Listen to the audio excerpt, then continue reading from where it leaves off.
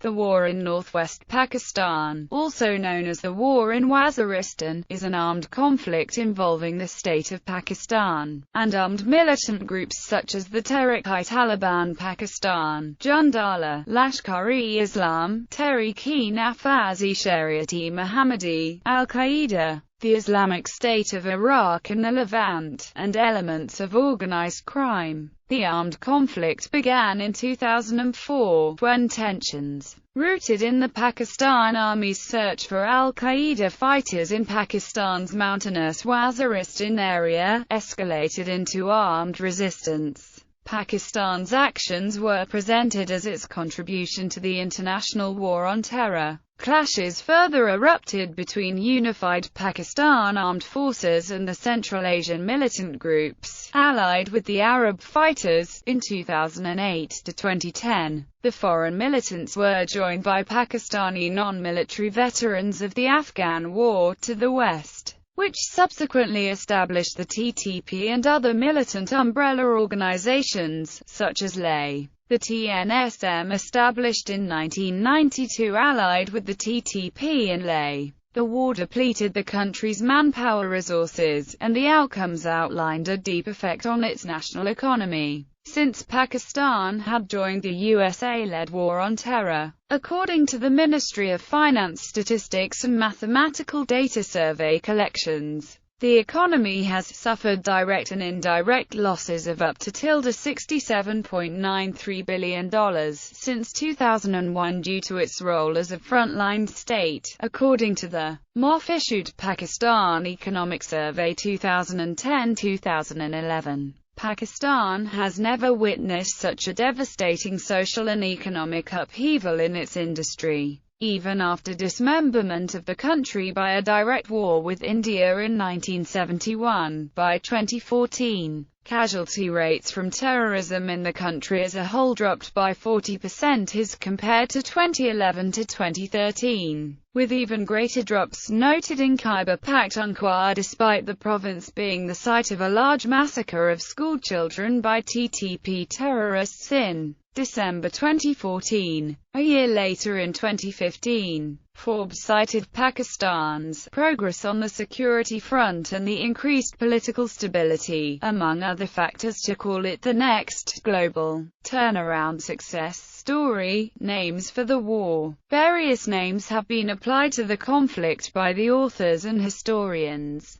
War in northwest Pakistan is the most commonly used name in English. It has also been called the Waziristan War, and the War in Waziristan. On the other hand, political scientist Farooq Salim termed the war as the Fourth Generation War, or the 4G War. Background. In the aftermath of Battle of Tora Bora, formal troop deployment was begun by the Pakistan Army, at the behest of the Pakistan government, in 2002. The conservative parties, most notably the Pakistan Muslim League, were very critical of such troop deployments in the region. The 11th Corps, under its commander Lieutenant General Yan Oqzai, entered the Tirar Valley in the Khyber Agency for the first time since Pakistan's independence in 1947. The army troops later moved into the Shamil Valley of North Waziristan, eventually entering South Waziristan. A monitoring reconnaissance base was established by the Special Service Group Navy in 2003. Criticism of Musharraf and the United States grew in Peshawar by a massive Communist Party in 2003, demanding an end to the operations. In 2004, the troubles mounted as the tribes began to see military's deployment and repeated PAF's flights in the region as an act of subjugation. In 2003, for public speeches,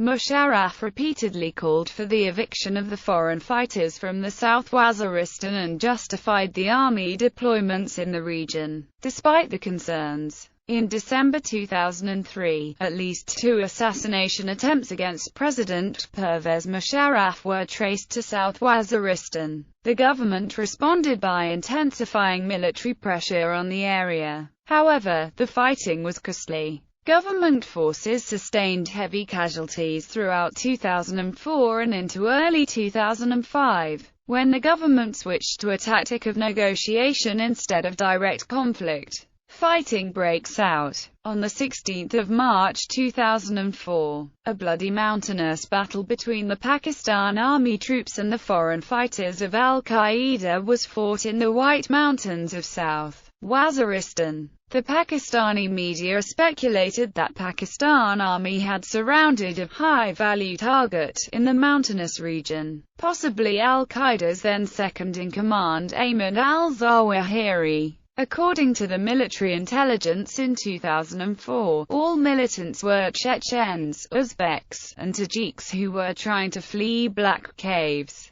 After a week of the battle, the entire area was captured and as many as 400 Al-Qaeda operatives were apprehended by the Pakistan Army. In spite of its success, the army failed to capture Zawahiri. The ISPR later admitted that it was Soviet Uzbek Toir Yoldosh who was surrounded, not Zawahiri. By 2004, additional battalions were stationed by General Musharraf to help curb infiltration into Pakistan through its porous border. The Military Intelligence, Covert Action Division and Army troops found many caves and tunnels in White Mountain Range used by the foreign fighters before the military action took place. The military intelligence accounts maintained that the tunnels were led into Afghanistan, possible Tora Bora region, though it is difficult to know how effective the cordon was on the first night of the military suspension, but the military intelligence accounts did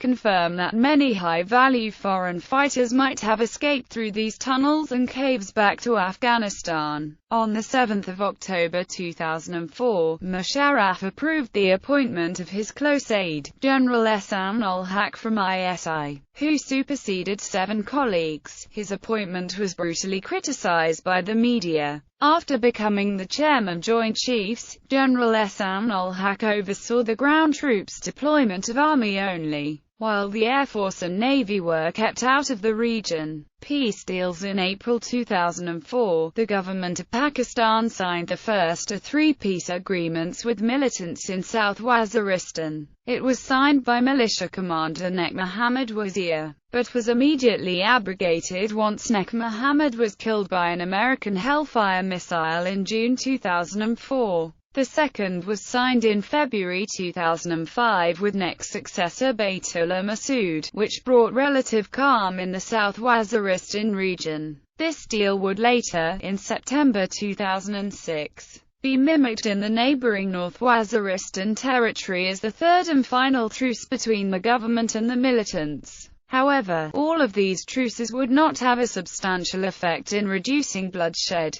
The latter 2 deals were officially broken in August 2007 with the start of Operation Silence, which was initiated by Islamabad, and resulted in a tenfold increase in suicide attacks on Pakistan armed forces. The strategy of keeping the Air Force and Navy out from the conflict proved to be ineffective, as the violence spread out all over the country, and the army came under great pressure from the militants in 2004–07. In 2007, General Ehsan ul-Haq admitted publicly that keeping the Navy and the Air Force out of the conflict was a mistake. Transition in tribal areas. 2005–2006. The ISI's Covert Action Division and the Special Services Group conducted a secret paramilitary operation to capture a high-ranking Al-Qaeda operative Abu Faraj al-Libi on 4 May 2005. After a raid outside the town of Mardan, 30 miles northeast of Peshawar, his arrest was confirmed by the government sources and noted as al-Libi was a high-ranking Al-Qaeda official, rumored to be third after Osama bin Laden and Ayman al-Zawahiri. Al-Libi replaced Khalid Sheikh Mohammed after his arrest in March 2003 in connection with the 11th of September attacks. The Pakistan government arrested al-Libi and held him on charges in relation to being a chief planner in 2 assassination attempts on the life of President Pervez Musharraf in December 2003. On 13 January 2006, the United States Air Force launched an airstrike on the village of Damadola. The attack occurred in the Madras tribal area, about 7 kilometers from the Afghan border, and killed at least 18 people. The attack again targeted Ayman al-Zawahiri, but later evidence suggests he was not there. Ceasefire on 21 June 2006. Pro-Tehrik-i-Taliban Pakistan militants in the Bannu region of North Waziristan stated they shot down a Bell military helicopter that was reported to have crashed. The government denied missile fire as the cause, stating it was due to technical faults. The helicopter had taken off from a base camp in Bannu at around 7 a.m. for Miramshah and crashed 15 minutes later into the Baran Dam in the Momandkal area on Wednesday morning. 4 soldiers were killed while 3 others were rescued. On the same day, militants killed an inspector and 2 constables on a road connecting Bannu and the main town of Miramshah. On 21 June 2006, Afghan Taliban leader Sirajuddin Haqqani issued a decree that it was not Taliban policy to fight the Pakistan army. However, the Tehrik-i-Taliban Pakistan intentionally did not circulate the decree in North Waziristan, thereby keeping pressure on the government. Waziristan peace accord signed in 2006. The government witnessed the successful implementation of the peace deal between 2 tribes in Kuram Agency over the issue of distribution of irrigation water. Promptly, the government accepted the tribal recommendation to sign a peace deal with the militants in North Waziristan. Signed on 5 September 2006, the agreement was called the Waziristan Accord, an agreement among tribal leaders, militants, and the Pakistan government was signed in Miramshah, North Waziristan, to end all fighting. The agreement includes the following provisions. The Pakistan military will help reconstruct infrastructure in tribal areas of North and South Waziristan. The Pakistan military will not tolerate any assistance to intruders in North Waziristan, and will monitor actions in the region. The Pakistan government is to compensate tribal leaders for the loss of life and property of innocent tribesmen. Foreigners are not allowed to use Pakistani territory for any terrorist activity anywhere in the world. 2,500 foreigners who were originally held on suspicion of having links to the Taliban were to be detained for necessary action against them. The agreement, dubbed the Waziristan Accord, has been viewed by some political commentators as a success for Pakistan. Even the military commander of the Pakistan Army, Lieutenant General Ali Orakzai, also welcomed the peace agreement as unprecedented in tribal history, and credited the intertribal Jigar with amicably resolving a complicated issue within a few weeks. Others were far more critical, seeing it as allowing militants to regroup and reorganize after military operations. However, in 2007, Accord's chief architect and chairman Joint Chiefs General Ehsan ul-Haq openly admitted to the media that the only ground troops deployment was wrong, as the Waziristan truce went wrong.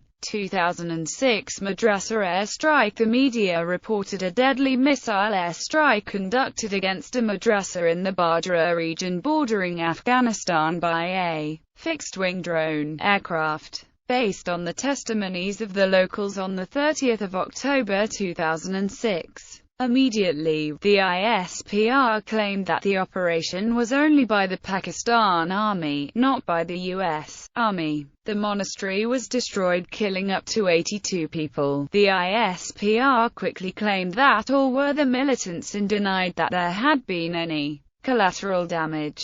The defense expert and others, however, remained skeptical of ISPR statements and gave credibility to locals' testimonies. 82 seminary students were killed in the Damadola missile strike. Sahibzada Haruna Rashid, MNA from Madras Air Agency, resigned from the National Assembly on Monday to protest against the bombing of a madrasa in his constituency. Daily Dawn, Karachi, October 31.